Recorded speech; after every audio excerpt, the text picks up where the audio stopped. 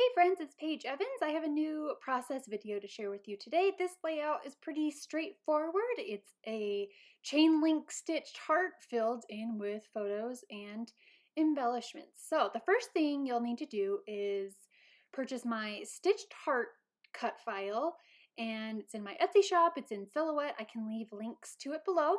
And I am going to use Cricut. So in Cricut Design Space, open a new project, and then you need to upload the file. So go ahead and click on upload and then upload image, browse, and you'll want to use the SVG file. So double click on that. You can change the name if you would like, and then save, and then double click on it or insert image.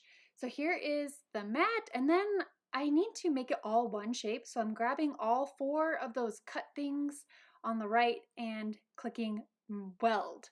So that welds it all together into one heart shape that can be moved around. I want this heart centered on the mat because I'm going to stitch right through it, and I just want the stitching in the center. So I'm eyeballing it as best as I can, clicking continue, and then I've plugged in my Cricut, I've turned it on, and I've loaded the mat with the cardstock on it into the machine. I'm using the thickest setting it can, which is poster board, and then let the Cricut do its thing.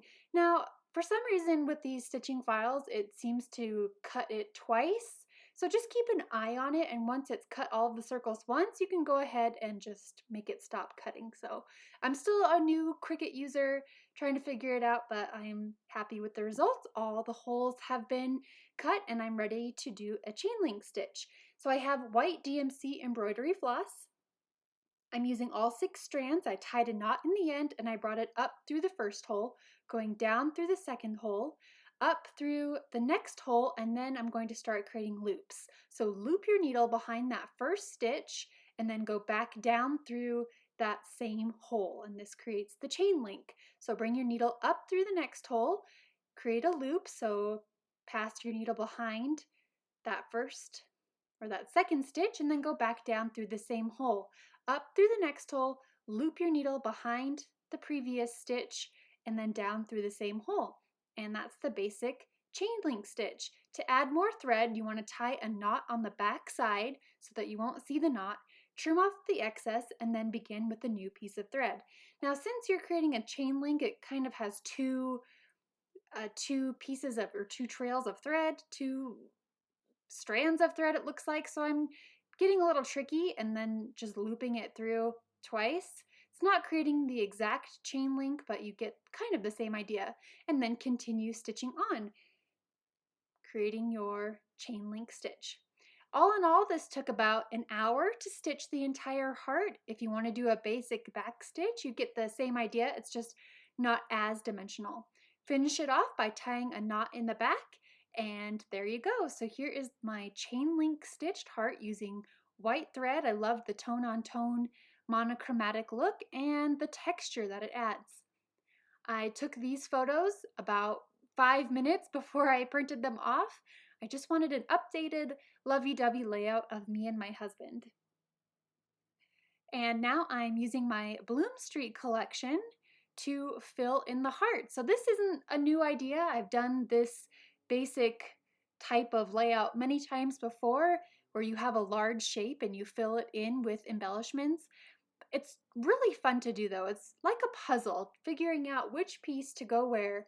My advice is start with larger pieces first, such as die cuts and larger stickers, and then fill it in with medium shapes and the smallest shapes last. I'm not exactly taking my own advice right now. You can see I'm adding in a whole bunch of these tiny heart stickers, but I just want to get an idea of how this is going to look overall. And once I kind of get the idea, then I took everything off and reworked it to make most of the shapes fit. I didn't end up using everything. I wanted to use everything, but it wouldn't fit in just this one heart. So as my friend Missy Wooden likes to say, I'm auditioning where the pieces go. If I don't like it, I move it around. I'm not adding adhesive onto the pieces that aren't stickers. And once I like the placement, I take a picture and then I can refer back to it. So right now I have a lot of my pieces overlapping, and that's not really how I want it to look. I want every piece to have its own little space and designated area. But again, I'm just trying to get the overall vibe, see what looks good where, and then continue on. So I took everything off, for the most part, and I want everything contained inside the heart. So if there's anything overlapping the stitching, I trim it off. For example, those photos, the bottom left corners were hanging off, so I just used my scissors and snipped off those pieces. You can see it's not perfect, and that's okay.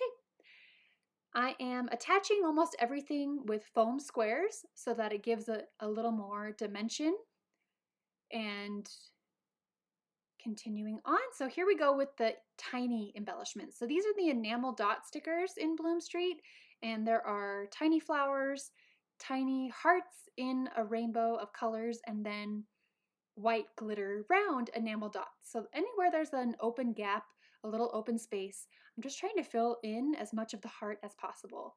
I thought that the orange flower down here at the point of the heart, my eye was immediately drawn to that flower, and so I'm taking it off and I'm just trying to find something that works in its place.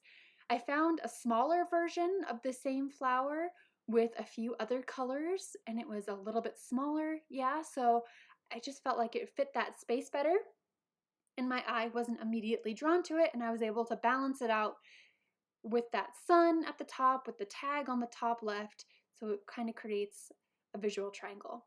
I've filled in the heart, and now I am adding 3 words. These are the puffy word stickers from Bloom Street, and they don't really make sense individually like this. Smile, dreamy, and I think the word is breathe, but I just use breath. Smile, breath, dreamy, right? That doesn't make sense.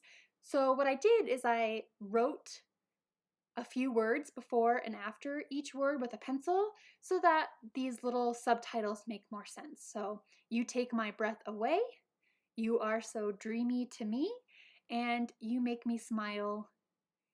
Did I say every day? Yeah. So now it makes a little bit more sense, and I love the texture again with the white on white, and I'm going to keep going with that theme. The last step is splashing watered down white acrylic paint around those 3 white words.